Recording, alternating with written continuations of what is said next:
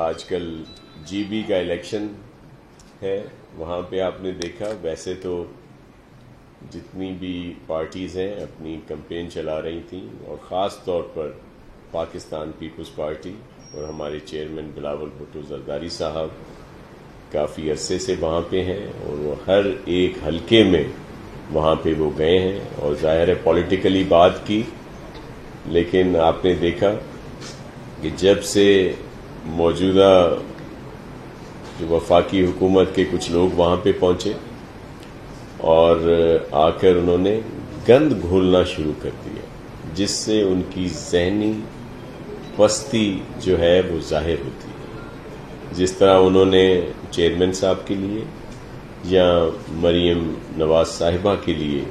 جو الفاظ استعمال کیے، وہ اس بات کی عکاسی کرتے ہیں کہ ان کی ذہنیت کیسی ہے اور یہ کتنی ذہنی پستی میں رچ بس گئی۔